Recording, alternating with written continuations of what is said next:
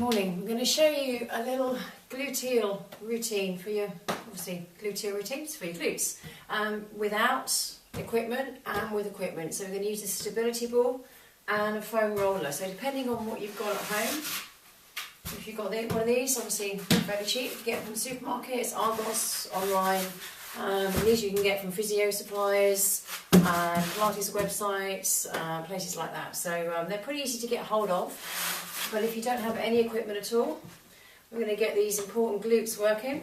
Let's just put that down there, doesn't roll around. Okay, so we're going to do shoulder bridge, we're going to lie on the back, and we're going to squeeze the glutes as we lift up, using the glutes to lift you. Come back down, lift again, come back down, so lift again. So we're going to barely touch the floor with the glutes, just kissing the floor and coming back up. So we're going to do 10 of those. And then when we've done 10 of those, we'll go into the oyster. You can lie on your side, rest your head on your hands or lengthen it out long to make sure your neck's not tight, shoulders aren't up by your ears. Heels and bum in line with your shoulders and your head. Okay, so we're going to lift the top leg, hold for 10 seconds, and then when we come back down, lift again, hold for 10 seconds. So what you're watching for is to make sure your hips stay stacked, shoulders are stacked, feet on top of each other, making sure the knee doesn't roll out, everything stays in line. Okay. Holding for 10 seconds, coming back down. Go for 10 of those on each side. Do one leg, roll over, and do the other leg. Okay, so the way you can progress the shoulder bridge, make it a little bit more challenging for your glutes, is when you're in the shoulder bridge position, alternating, lifting the feet off the floor, so you're marching. So you're trying not to shift the hips from side to side. The glutes need to stay quite strong to stay lifted with the hips. Your hands can be on your hips if you need to, so you can feel what's going on there. Making sure they don't drop. You can do 10 on one leg, and then you can do 10 on the other. Or you can alternate right and left as we did just now. Okay, using equipment, stability ball. Heels on the ball, lift and lower.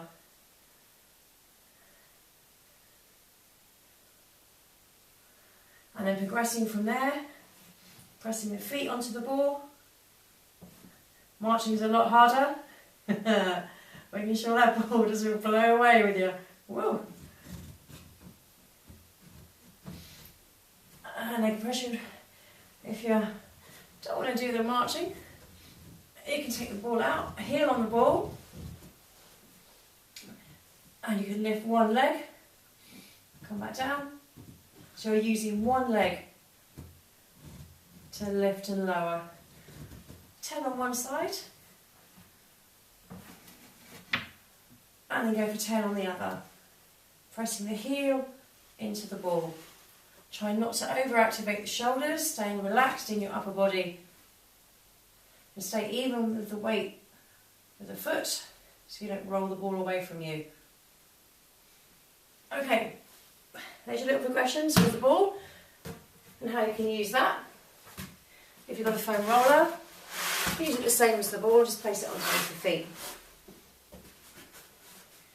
Okay, pressing down into the foam roller, lifting and lowering. And when you've done 10 of those, you can hold it up there. Marches, trying not to drop those hips again, staying stable. Drop the shoulders, relax the collarbone. And you can also do your one leg lift. Having the knees in line with each other. You can do 10 on one side, and then go for 10 on the other. Making sure that front roll doesn't roll away from you. Okay, 3 different ways you can do the shoulder bridge without equipment, and with your foam roller and with your stability ball. And with a clam, if you wanted to make the clam, what we call the oyster, a little bit more challenging, grab yourself a band, a resistance band. The colour dictates the strength of the band. I've got a black one, which is quite a tough one. Okay. And then you can do the oyster using the band. Come down slowly and lift. That's just a way, that's just progression for the oyster, working the outside thigh a little bit harder. Okay, a little bit more challenging. Okay, there you go. So we're going for 10 repetitions and try that for 2 or 3 rounds. See how you get on, get those glutes working before you go into a workout or a routine. Okay, speak to you soon. Bye.